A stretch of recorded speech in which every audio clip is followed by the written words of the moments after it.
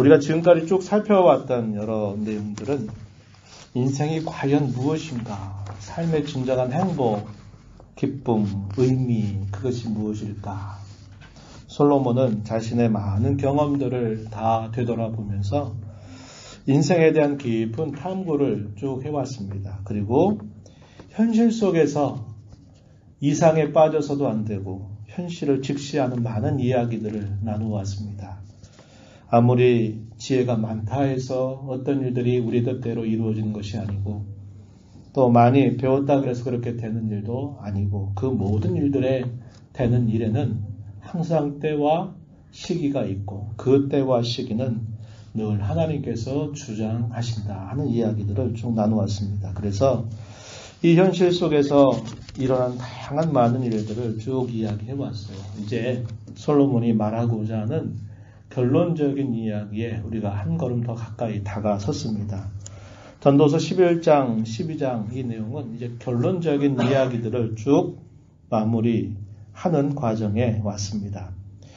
그리고 이제 솔로몬은 한편으로 이 말씀을 읽는 자들에게 결단을 촉구하는 말을 하고요. 그리고 모든 일에 대한 마무리를 짓는 내용들이 11장, 12장에서 나타납니다.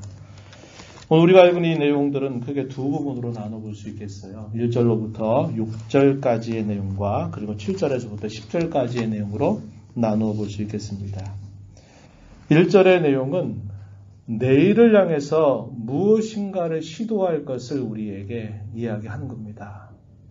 장래의 일들을 우리가 알 수 없고 무슨 일들이 우리에게 닥칠는지 알지 못하는 현실을 살아갈 때 우리는 내일을 위해서 무엇인가를 행하도록 해라, 무엇인가를 시도하라 하는 이야기들로 정리해 볼 수 있겠고요. 7절에부터 마지막 절 내용에서는 지금을 과연 어떻게 살아가는 것이 가장 바람직한 것인가 라고 말할 때 그는 기쁘고 즐겁게 살아갈 것을 이야기해 주고 있어요. 먼저 앞부분의 내용을 우리가 좀 살펴보면 앞부분의 내용 1절로부터 6절의 내용에서는 두 가지 면으로 생각해 볼 수 있는데 하나는 우리가 읽은 이 내용들을 쭉 보면 어떤 이야기가 같으신가요? 내 떡을 물 위에 던져라. 열한 위에 도로 찾는다. 7에게나 8에게 나눠 주어라. 무슨 재앙이 땅에 임하는지 내가 알지 못한다. 쭉 이야기를 보게 되면 구제와 관계된 이야기처럼 우리가 이 말씀이 읽혀진다는 겁니다. 그래서 한편으로는 문자대로 다른 사람에게 선을 행하는 것, 다른 사람을 유익되게 하는 것, 이런 일들로 한 가지를 적용해 볼 수 있겠고 또 하나는 또 다른 의미가 있는데 하나는 우리가 믿음을 가지고 무엇인가를 끊임없이 시도하라라는 의미로 우리가 이 내용을 이해할 수도 있다는 겁니다. 왜냐? 우리가 읽은 1절에 보면요. 내 떡을 물 위에 던지라 이렇게 이야기하죠. 이 떡이라는 말이 문자대로 읽으면 내가 가지고 있는 그 떡을 물 위에 던져라. 이 말은 다른 사람에게 무엇인가를 나누어줘라, 도와라 이런 의미로 볼 수 있겠는데 또 다른 의미로 이 떡이라고 하는 말은 다른 의미를 가지기도 한다는 겁니다.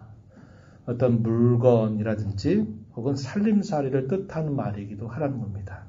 또한 던져라라고 하는 이 말의 의미도 내 떡을 물 위에 던져라 이런 번역이 되어 있지만 또 다른 번역은 보내라 하는 의미를 또 가지고 있는데 무엇인가를 보낸다, 물건이나 살림살이를 보낸다 이런 말은 교역을 한다는 겁니다. 교역. 무엇인가 거래를 한다 이 말이죠. 그래서 이런 의미로 또 우리가 생각해 볼 수 있다는 겁니다.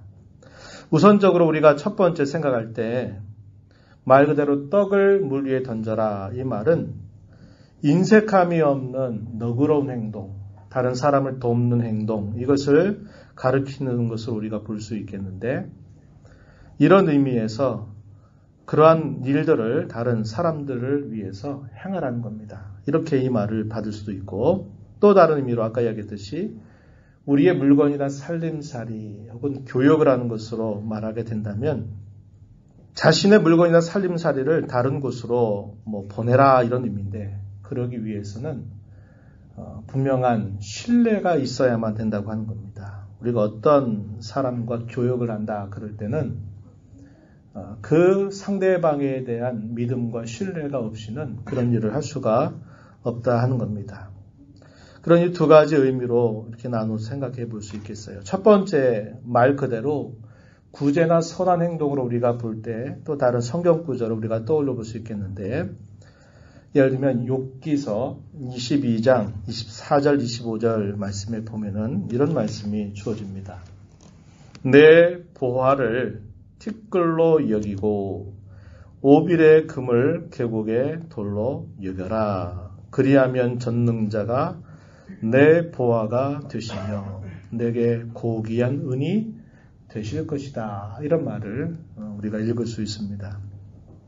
이 땅에 살아가는 사람들은 돈을 신처럼 숭상하고 살아가는 사람들이 대부분일 겁니다. 그런데 우리가 읽어가는 이 본문의 말씀, 본문 1절에서 표현하는 말씀이나 욥기서 22장 24절 25절에서 말하는 내용들을 보면 보화를 티끌처럼 여겨라. 계곡에 있는 돌처럼 여겨라. 이렇게 이야기합니다. 그렇게 한다면 전능하신 하나님께서 너의 보화가 되실 것이다. 너에게 고귀한 은이 되실 것이다. 이렇게 말하는 겁니다.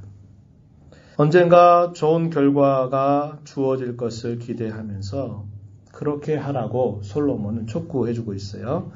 1절 하반절 한번 보세요. 여러 날 후에 도로 찾으리라. 이렇게 말합니다.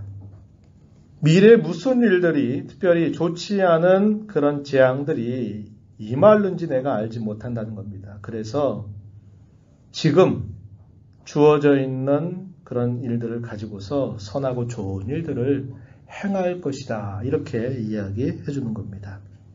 그러나 우리가 그 어떤 것보다도 우리가 하나님께로부터 기대할 수 있는 가장 소중한 것은 무엇이냐? 그것은 우리의 진정한 보상은 그 어떤 것이 아니라 바로 하나님 자신이다 라는 것을 우리는 기억해야 합니다. 창세기 15장 1절 말씀에 보면 하나님께서 어느 날 아브라함에게 나타나셔서 아브라함에게 내가 너에게 이것이다 라는 말씀을 하신 적이 있었습니다. 15장 1절에 이후에 여호와의 말씀이 환상 중에 아브라함에게 임하여 이르시되 아브라함아 두려워하지 말라. 나는 내 방패요 너의 지극히 큰 상급이니라. 이렇게 말해서 하나님 자신이 곧 너의 방패가 되고 너의 가장 큰 보상, 상급이 되신다라고 이렇게 가르쳐 주고 있습니다. 우리가 읽어가는 시편의 많은 표현들 속에서도 다윗은 하나님을 향한 고백을 드릴 때 하나님 자신이 곧 자신의 산업이고 자신의 몫이 된다, 분깃이 된다라는 고백을 많이 했었습니다. 대표적인 한 곳을 소개하면 시편 16편 말씀에 그 말이 소개되는데 2절에 보면 이런 말씀이 있어요. 내가 여호와께 아뢰되 주는 나의 주님이시오니 주밖에는 나의 복이 없다 하였나이다. 주님이 나의 복입니다.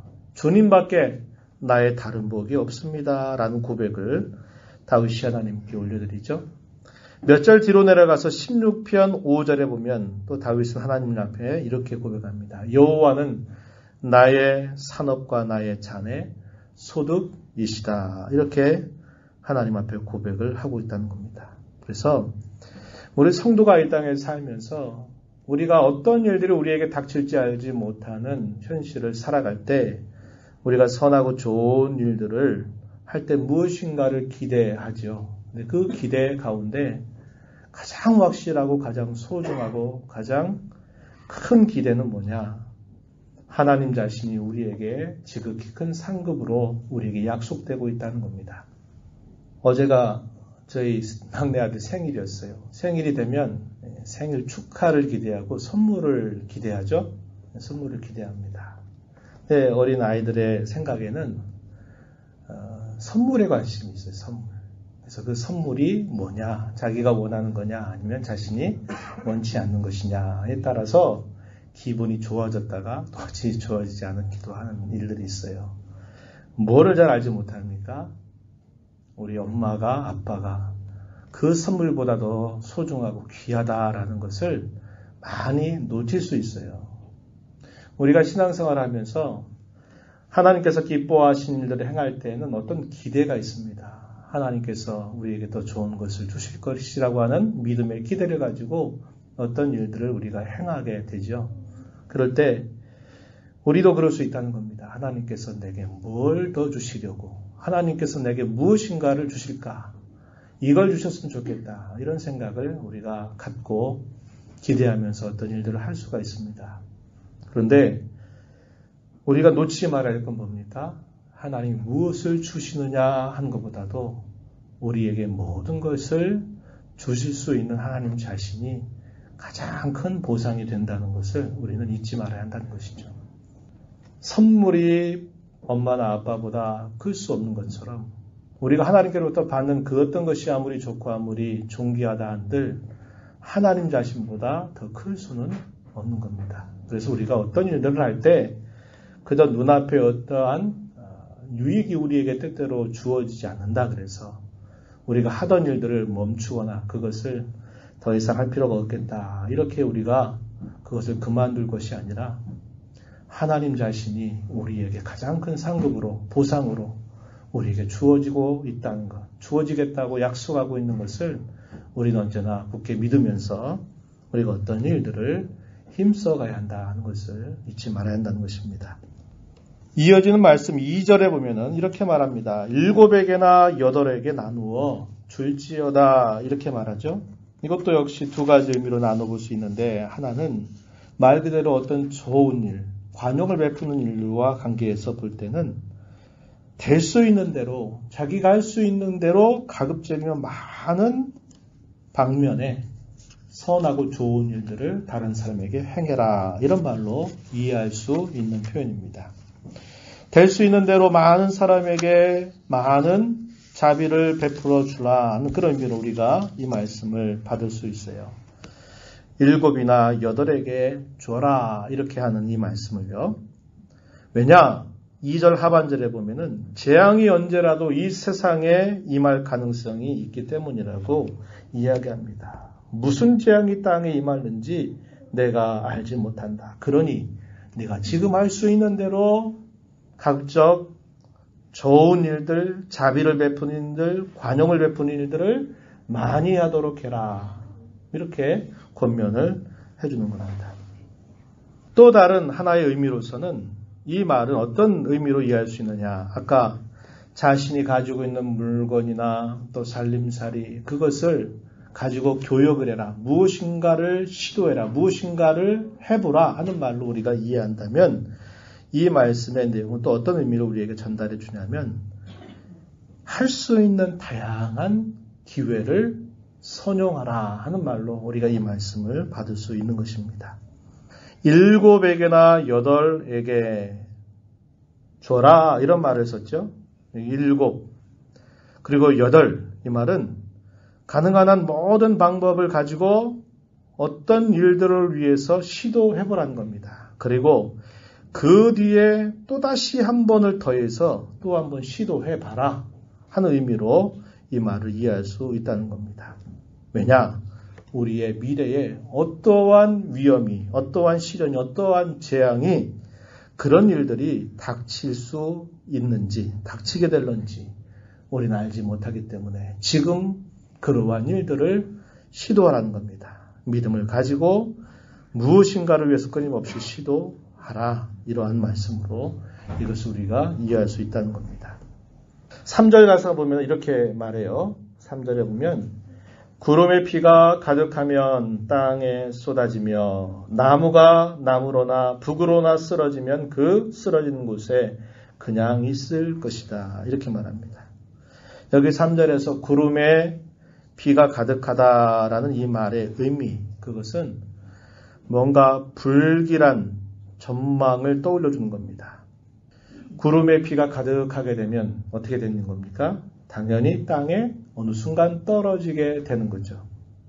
뭔가 좋지 않은 그런 전망이 다가올 수 있다라는 것을 떠올려 주고, 나무가 나무로나 북으로나 쓰러진다라는 말은 나무가 어느 방향으로 쓰러질는지 우리는 알 수 없다. 이 말은 예측하지 못한 일들이나 사건이 우리 앞에 일어날 수 있다. 이렇게 말을 해주는 것입니다. 그렇기 때문에 가만히 있지 말라는 겁니다. 가만히 있어서 안 된다라고 솔로몬은 이야기해줘요. 4절 말씀에 한번 보세요. 4절. 풍세를 살펴보는 자는 파종하지 못할 것이요. 구름만 바라보는 자는 거두지 못하리라. 이렇게 이야기합니다. 풍세를 살펴보는 것 필요한 일이죠. 그런데 문제는 뭡니까? 풍세만 살펴보다가 파종할 때를 놓쳐버리게 되면 소용없다 이 말이죠. 또 뭐라고 말합니까? 구름만 바라보는 자는 거두지 못한다. 마땅히 해야 할 일들을 해야 되는데 멍하니 그것만 쳐다보고 있다 그래서 어떤 일들이 이루어질 수 없는 것이죠. 그래서 솔로몬은 이렇게 이야기하는 겁니다. 뭔가 앞에 불길한 일이 있을 것만 같은 그런 일들이 떠오르고 또 예기치 못한 일이나 사건들이 일어날 수 있다. 그러니 지금 가만히 있지 말라는 겁니다. 풍세만 살펴본다 그래서 그것이 파종이 되는 것도 아니고 구름만 바라본다 그래서 거둘 수 있는 것도 아니지 않느냐. 무슨 말입니까? 무엇인가를 열심히 해보라는 것입니다. 그것을 지금 계속적으로 이야기하고 있어요. 계속 이어진 말씀 5절에 또 한번 보시면은 이렇게 말합니다. 바람의 길이 어떠함과 아이벤 자의 태에서 뼈가 어떻게 자라는지 네가 알지 못하는 것처럼 만사 모든 일들을 성취하신 하나님의 일을 네가 알지 못한다. 이렇게 이야기합니다. 바람의 길이 어떠할 것, 바람이 어떻게 불어서 어디로 갈는지 우리는 알지 못하죠. 또 어머니 뱃속에 있는 어린아이가 자라갈 때 그 뼈가 어떻게 자라는지를 알지 못해요. 오늘날 같으면 알 수 있겠죠. 초음파로 이렇게 해서 본다든지 또 아주 정밀한 기계들을 통해서 보면은 그것을 어느 정도 알 수 있겠지만 이 고대 사회에서는 알 수 없는 것입니다. 바람이 어느 쪽으로 어떻게 불어가는지 이런 것들을 알 수가 없고 어머니 뱃속에 보이지 않는 그곳에서 어린 아이가 뼈가 자라는 것 그것을 우리가 알 수 없는 것처럼 우리 사람은 모든 일들을 이루어 가시는 성취하시는 하나님의 일하심을 알 수 없다라고 이야기합니다. 그렇기 때문에 전도자는 이러한 사실로 인해서 무엇인가를 열심히 하라 하는 이야기를 계속 건네주고 있어요. 6절 말씀 보세요. 6절. 너는 아침에 씨를 뿌리고 저녁에도 손을 놓지 말라. 이것이 잘 됐는지 저것이 잘 됐는지 혹 둘이 다 잘 됐는지 알지 못한다. 이렇게 이야기합니다. 아침에 씨를 뿌려라. 저녁에도 손을 놓지 말아라. 이 말은 지금 할 수 있는 모든 시도를 믿음을 가지고 열심히 하라라고 권면해주고 있는 이야기입니다. 지나간 과거에 매여서 과거에만 우리의 생각이 머물러 있어서도 안 되고 미래에 무슨 일이 일어날지 불안한 마음을 가지고 아무것도 안 하고 어떻게 되나 보자 이렇게 있어서도 안 된다는 겁니다. 지금 주어진 이 현실 속에서 믿음을 가지고 기대를 가지고 시도하라는 겁니다. 이것은 단순히 씨를 뿌리고 또 무엇인가 어떤 선한 일을 행하는 그런 정도에만 한정되는 이야기가 아니라 우리가 한평생을 살아가는 인생 전체에 있어서 아주 중요한 원리임을 가르쳐 주는 겁니다. 아침에 씨를 뿌리고 저녁에도 손을 놓지 말아라. 계속 시도하고 또 할 수 있는 기회들을 최선을 다해서 하라고 이야기하는 겁니다. 이것이 잘 될는지 저것이 잘 될는지 알지 못하고 두 가지 시도한 일들이 다 잘 될는지 우리는 알지 못한다. 그 모든 일들은 만사를 성취하시는 하나님께 달려있다. 우리는 그것을 기억하면서 최선을 다하라라고 이렇게 이야기해주고 있습니다. 갈라디아서 6장 8절 이하에 보면 우리가 잘 아는 말씀을 함께 생각해 볼 수 있어요. 6장 8절 이하에 이런 말씀을 이야기합니다. 자기 육체를 위하여 심는 자는 육체로부터 썩어질 것을 거둔다. 성령을 위하여 심는 자는 성령으로부터 영생을 거둔다. 이렇게 이야기합니다. 여기서 심는다라는 게 단순히 여기서 무엇인가를 심는다 그런 말하는 게 아니라 우리 인생 전체에 무엇을 관심을 가지고 무엇에 힘을 기울이고 무엇에 애를 쓰느냐 하는 거에 따라서 어떤 결과가 주어지는데 그것이 우리의 육체를 위한 것이라면 이 육체로부터 썩어질 것을 거두게 되고 말겠지만 그러나 성령을 위해서 우리가 심는다면 성령으로부터 영생을 거두게 될 것이다. 이렇게 이야기합니다. 그러면서 또한 권면하는 말씀 갈라디아서 6장 9절에 보면 우리가 선을 행하되 낙심하지 말지니 포기하지 아니하면 때가 이름에 거두리라. 이렇게 이야기를 합니다. 이러한 원리처럼 이 솔로몬은 바로 힘쓰라는 것이죠. 미래에 어떤 일들이 닥칠 것을 두려워하고 불안하다 그래서 가만히 있지 말고 지금 내가 할 수 있는 일들을 믿음을 가지고 시도해라. 이렇게 이야기하는 겁니다. 시도하지 않으면 어떤 일도 우리에게 유익이 되지 못합니다. 시도하다가 실패하면 실패를 통해서 뭘 배웁니까? 이래서 안 됐구나 하는 것을 배워서 하나의 교훈이 우리에게 남아요. 아프지만. 시도했는데 잘 되면요. 그게 우리에게 어떤 유익으로 주어지게 돼 있는 겁니다. 그러나 시도하지 않고 가만히 있으면 그 어떤 것도 우리에게 주어지지 않는 겁니다. 그래서 솔로몬은 시도하라는 거예요. 믿음을 가지고 시도하라는 겁니다. 앞으로 닥칠 일들이 어떤 일들인지 알지 못하지만 믿음 가지고 시도하라는 거예요. 이 말씀 어떻게 적용해 볼 수 있을까요? 너무 나이가 많습니다. 너무 건강이 예전 같지 않습니다. 이미 경제활동을 멈춘 지가 오래됐습니다. 자식들이 이미 다 커서 다 이제 떠나갔습니다. 우리가 이런 것만 생각해서 안 된다는 거죠. 지금입니다. 지금 내가 무엇을 시도할 수 있을까? 이것을 각자가 생각을 하시라는 겁니다. 믿음을 가지고 무엇인가를 시도하라는 거예요. 한 해를 마무리해야 하는 이 결산의 시점을 보내고 있는 저와 여러분에게 오늘 이 말씀은 우리에게 분명한 교훈을 전달해 주는 겁니다. 한 해를 결산하면서 또 새로운 한 해를 시작하면서 어떠한 마음을 가지고 해야 될까라고 말할 때 오늘 우리가 읽은 본문 속에서 솔로몬은 믿음을 가지고 시도하라는 거예요. 할 수 있는 한 무엇이든지 하라는 겁니다.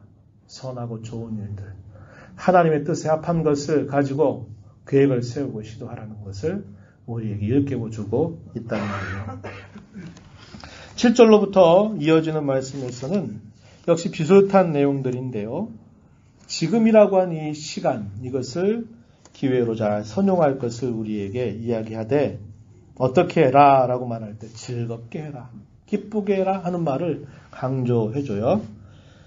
8절 앞부분에 한번 보시기 바랍니다. 8절에 보면 사람이 여러 해를 살면 항상 즐거워할지로다. 그러나 캄캄한 날들이 많으리니 그 날들을 생각할지로다. 다가올 일은 다 헛되도다. 인생의 무상함, 인생의 허무함, 인생의 덧없음, 이런 것들의 생각을 가지고서 염세주의자와 같은 삶에 무슨 의미가 있어 하는 식의 그런 태도를 갖지 말고 어떻게 하라는 겁니까? 내가 살고 있는 이 인생의 때를 항상 즐거워하라 라고 이렇게 이야기해 주는 겁니다. 즐겁게 오늘을 살되 무엇인가를 믿음을 가지고 열심히 시도해라. 그 이야기를 솔로몬은 결론적으로 이야기를 해줘요. 그래서 우리가 읽어가는 이 이하의 말씀 7절 이하에서부터요. 이 10절까지 쭉 내용을 한번 눈으로 살짝 봐보세요. 쭉 보면은 어떤 표현들이 많이 나옵니까? 항상 즐거워할지로다. 8절에서 그렇게 얘기하죠. 그리고 7절에서 즐거운 일이로다 이렇게 말합니다. 9절에 가면 즐거워하며 기뻐하며 라고 표현하죠.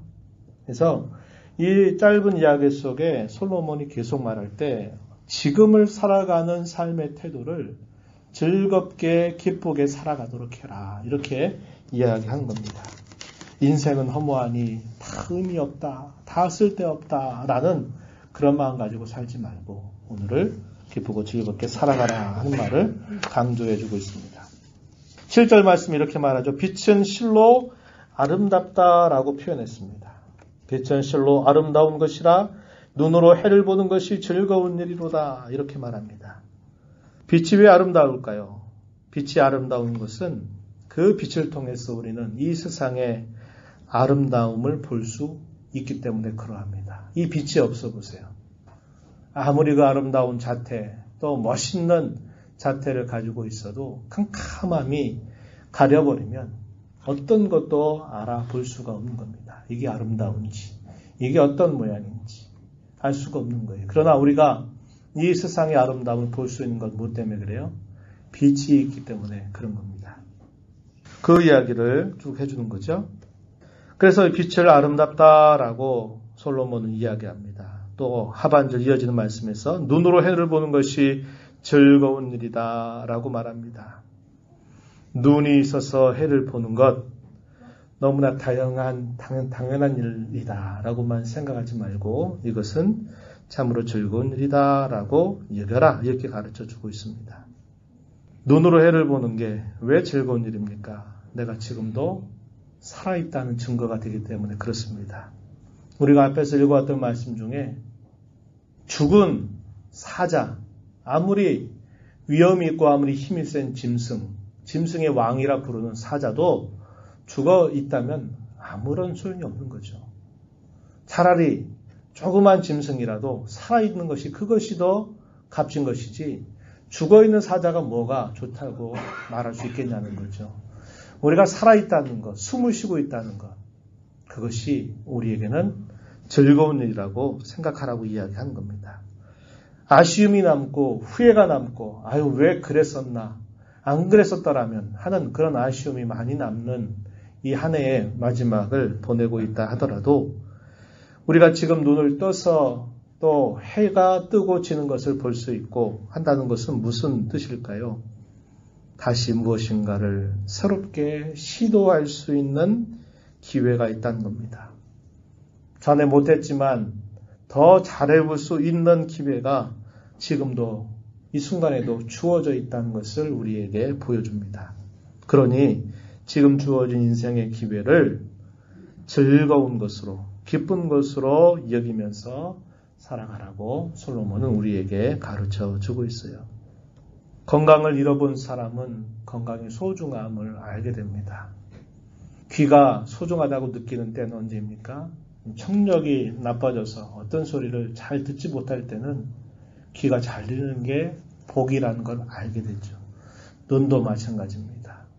손도 발도 내가 힘을 썼을 때 그 힘을 적절하게 다 낼 수 있게 될 때는 그걸 알지 못해요. 그러나 어떤 사고로 인해서 손이나 발을 사용할 수 없게 되는 순간이 되면 내가 손과 발을 내가 원하는 대로 쓸 수 있다고 하는 것이 복인 줄 알게 돼요.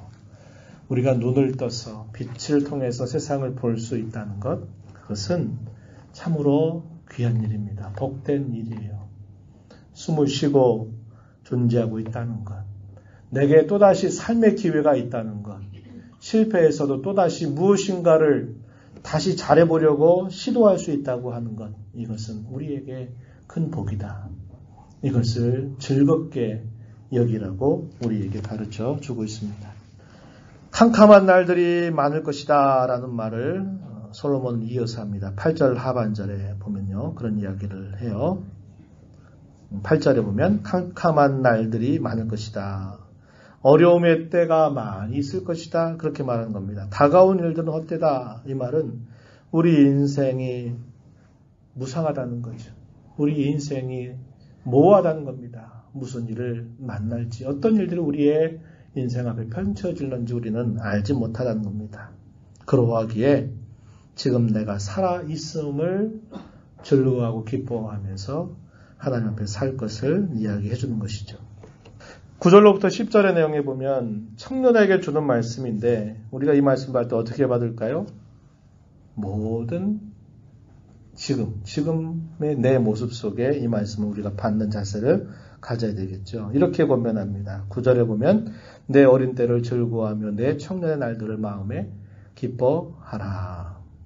이어지는 말씀에 마음에 원하는 길들과 내 눈이 보는 대로 행하도록 해라. 이렇게 권면을 주고 있습니다. 여기서 마음에 원하는 길들이란 말은 우리가 기쁨을 가지고 살되 우리의 내면적인 기쁨을 늘 가지고 살도록 해라. 눈이 보는 대로라는 이 말은 외적인 기쁨을 역시 갖고 살아갈 것을 우리에게 해주는 말입니다.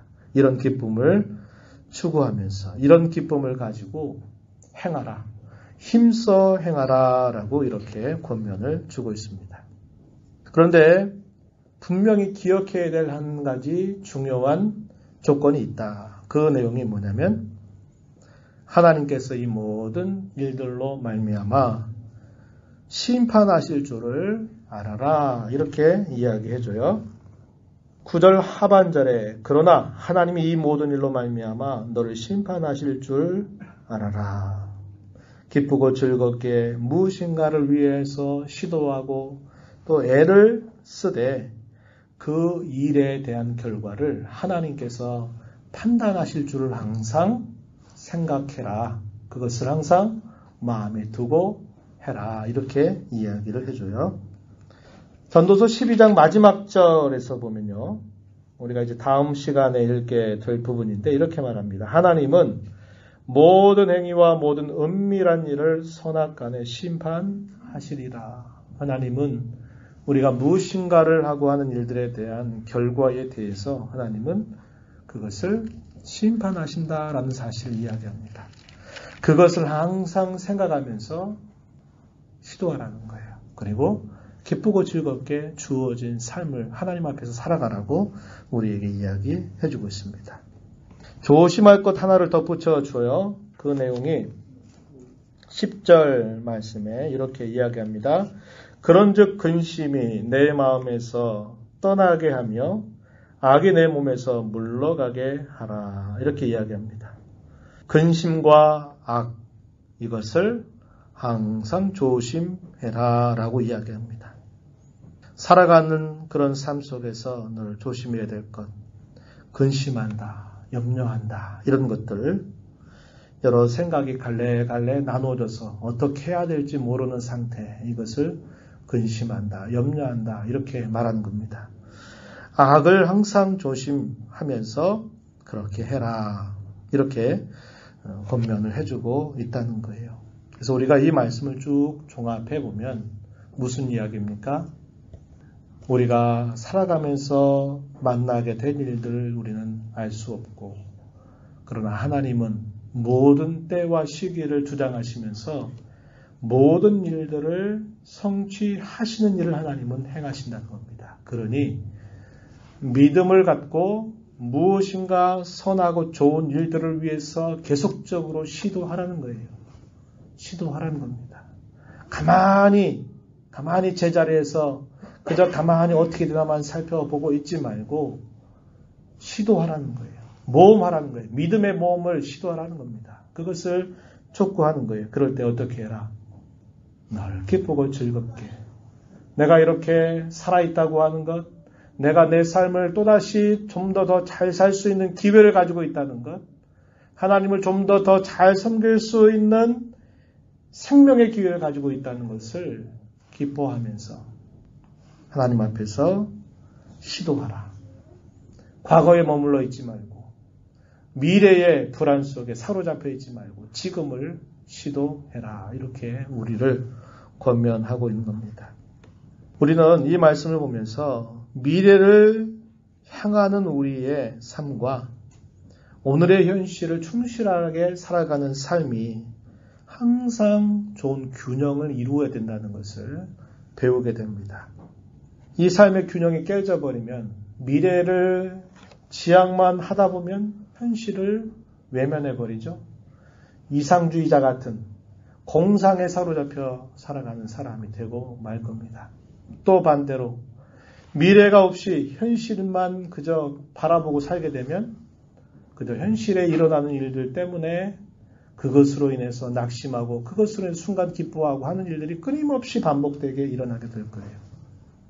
우리에게는 하나님이 약속하신 우리 미래에 대한 영광스러움을 늘 바라볼 수 있어야 하는 겁니다. 그러면서 막연한 이상주의자도 돼서도 안 되고 현실에 지나치게 뿌리 박아서 우리가 누구인가 미래를 내다보지 못하는 삶을 살아서도 안 되고 우리는 우리에게 약속하신 하나님의 그 약속을 바라보면서 미래를 내다보면서 믿음으로 시도하는 이 현실적인 삶을 균형을 가지고 살아가되 어떻게 하자?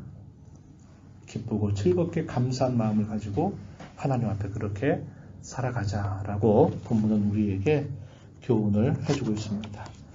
한 해를 이제 2주 정도 지나면 한 해가 이제 끝나게 됩니다. 그죠? 한 해를 결산하면서 지금 주어져 있는 이 지금의 이 순간을 우리는 또 다른 하나의 기회로 삼고 또 새로운 해를 준비해 가는 지혜를 배워야 합니다. 그러한 저와 여러분 모두가 되기를 축복합니다. 하나님 아버지 오늘도 저희들에게 주신 말씀을 통해서 우리의 장래에 대해서 우리 스스로가 알 수 없고 통제할 수 없는 수많은 일들이 우리 일상 가운데 일어나지만 시기와 때를 주장하시고 모든 만사를 이루어 가신 하나님의 손길이 언제나 저희 앞서 있음을 믿음으로 바라보게 하시고 지금 주어진 이 때를 가장 인생의 소중한 때로 여기면서 믿음을 가지고 선하고 좋은 일들, 하나님 기뻐하신 일들을 위해서 끊임없이 또 시도하고 노력하고 애쓰는 삶을 살아가도록 인도하여 주옵소서. 하나님 아버지 그러한 일들을 살아가는 과정 속에 늘 주어진 일들에 기뻐하고 감사하고 즐거워하는 마음을 가지고 주님 앞에 살아가는 복된 삶이 되게 해주시기를 간절히 바랍니다. 한 해를 마무리하는 그런 시점에 저희를 두셨사오니 아쉬움과 부족함을 잘 되돌아보고 또 하나님께서 우리에게 더 잘할 수 있는 기회, 또다시 더 하나님 앞에 잘 섬길 수 있는 기회를 우리에게 주실 것을 바라보면서 하나님 앞에 이 한 해를 마무리하고 또 새로운 한 해를 준비해가는 저희 모두가 되게 하여 주옵소서. 예수님 이름으로 간절히 기도하옵나이다. 아멘.